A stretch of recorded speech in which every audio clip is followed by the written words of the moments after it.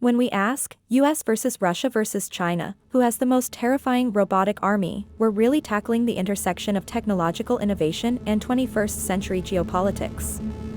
Let's break this down, and I want you to picture the kind of robots we're talking about, not just metallic, bipedal humanoids like in movies, but a whole army comprising flying, crawling, swimming, hacking, and even invisible cyber soldiers. First off, let's set the scene with the United States. The US leads globally in defense spending, $858 billion in 2023, and a chunky slice of this goes into robotics and artificial intelligence for the military. Most famously, the US has fleets of unmanned aerial vehicles, think Predator and Reaper drones, the kind you often see in war documentaries. These machines can fly autonomously for over a day, stream high-definition video, pinpoint targets with algorithms, and launch missiles, often operated by a pilot sitting in a trailer in Nevada. They aren't autonomous Terminators, but their semi-autonomous targeting capability is already ethically controversial. But that's just scratching the surface. The US also has the Navy's Sea Hunter, an unmanned warship that can cross oceans without any crew. Picture a gigantic, sleek gray boat gliding for thousands of miles without human help, continually scanning for enemy submarines. Then there's Boston Dynamics. Everyone knows their Spot robot dog, but the military-grade models are more robust, able to carry cargo through rough terrain, climb stairs, even patrol bases. Imagine a pack of these dropping into a hot zone, guided by humans, but able to make decisions about how to move and adapt on their own. Not to mention, DARPA is constantly pushing the line, from battlefield resupply robots to artificial intelligence pilots that have outflown human pilots in simulated dogfights. The US approach is very networked, data-driven, and high-tech. Swarms of small, cheap drones can overwhelm enemy defenses, and AI does a lot of work, analyzing images, scheduling logistics, sifting through digital spy feeds. It's lethal, but the focus is on augmentation, not full autonomy, so humans are still in the loop for most critical decisions. There are moral and legal frameworks restraining fully autonomous killer robots, for now. Now let's turn to Russia. Russian military robotics, by Western standards, might look a bit chunkier, even clumsy, but don't underestimate their functionality. Russia's approach is less about bleeding-edge AI and more about rugged, easily mass-producible machines for harsh environments, think frozen Siberia or war-torn urban streets. For instance, Russia's Uran-9 is a tracked, armored combat drone that can carry machine guns, flamethrowers, and anti-tank missiles. In Syria, Uran-9 robots operated semi-independently, though reports noted issues with navigation and control links. Importantly, Russia openly invests in remote-controlled heavy firepower, and their doctrine is less squeamish about battlefield autonomy.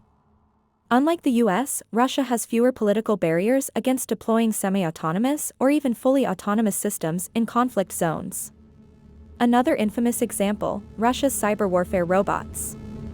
Robots aren't just metal and wires, they include cyberbots that can attack infrastructure, steal secrets, and cripple communications.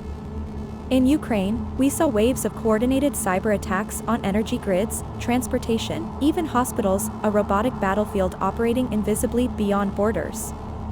This is robotics of a different, chilling flavor, less Hollywood, but equally terrifying. Switching gears to China, we see a totally different set of priorities. China isn't just catching up, it wants to leapfrog, aiming to become the global robotics leader by 2049. Think mass production, swarming tactics, cheap and scalable robots made by the world's top manufacturing power. The Chinese military's drone development is extraordinary. Companies like DJI, the same that makes consumer drones, also build military-grade swarms. Imagine a sky darkened by thousands of coordinated drones, jamming radars, dropping explosives, overwhelming defenses by sheer numbers. This is what the Chinese call intelligentized warfare, machines that can rapidly learn, adapt, and coordinate using real-time artificial intelligence, often without direct human orders. On the ground, China's Norinco builds unmanned tanks, robotic dogs with scoped rifles, and even quadruped robots modeled after Boston Dynamics. Their amphibious and underwater drones are in the South China Sea, surveilling and projecting power over disputed territories. But perhaps the most alarming aspect is the scale. In 2023 alone, China produced an estimated 800,000 industrial robots, many adaptable for defense. Imagine fighting not just elite robots, but endless waves of disposable robotic soldiers, cheap enough to be replaced after one mission. Let's not overlook another terrifying front: China's rise in AI-enabled cyber warfare and information ops. When hackers, powered by machine learning, can tear through networks faster than anyone can respond, disabling utilities or manipulating public opinion at machine speed, warfare takes on a whole new meaning, less about guns, more about dominating the digital world. So, which nation's robotic army is the most terrifying? If we define terrifying as lethal capability and technological sophistication, the US takes the prize. Imagine drones hunting targets with superhuman precision, ships sailing autonomously, all connected in a vast information network. But there's a strong emphasis on some human oversight, at least for now. That creates both a moral buffer and a technical bottleneck. If terrifying means ruthlessness and psychological warfare, Russia's approach is formidable. They're less constrained by laws or public perception and have shown they're willing to unleash robotic firepower and digital attacks on civilians and infrastructure. Imagine facing SWAT-bot tanks that don't need sleep, paired with cyber attacks that shut down your city as bullets fly.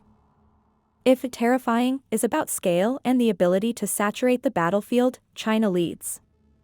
Imagine your position surrounded by a seemingly endless wave of cheap, coordinated robotic drones, each learning from the last.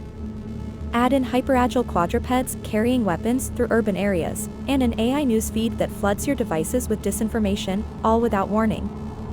But the truth is, each nation's robotic army is optimized for its war doctrine and internal philosophy. The US perfects high-tech, network-centric warfare. Russia uses robots for destructive brute force and psychological disruption. China multiplies technological might with scale and speed, aiming to win through sheer numbers and AI-driven adaptation. Yet, here's something to chew on. The truly terrifying scenario, in my view, isn't any one army, but what happens once these powers start copying each other's best robots, scaling up their worst ideas, and losing the human moral leash altogether. Once the concept of robotic arms race goes global, autonomous swarms fighting swarms, cyberbots versus cyberbots, and humans becoming just spectators or casualties of a machine war, we could accelerate toward a dangerous technological singularity, not in some sci-fi future, but within our lifetimes. For those of us advocating for a healthy relationship with the upcoming singularity, this is where our activism becomes urgent. We should be asking, what are the strategies, the treaties, and the ethical frameworks needed now, not later, to control this robotic escalation? Should there be a new Geneva Convention for robots, defining where and how they can be used, or even limiting machine autonomy in warfare? Are we comfortable with AI making kill decisions, or do we want to firmly draw that line in the sand?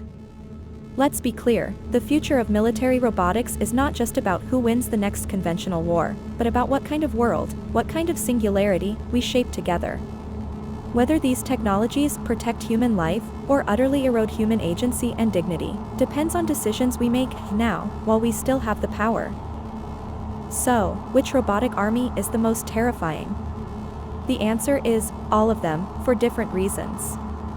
The real terror is not in the hardware, but in how societies choose to wield, or restrain, their creation. If these questions fascinate you, if you want to understand how the rise of the technological singularity will reshape everything from warfare to ethics, make sure to subscribe to the channel. Together, we can learn, debate, and maybe even influence the direction our world takes before the robots do. Thank you, and stay curious.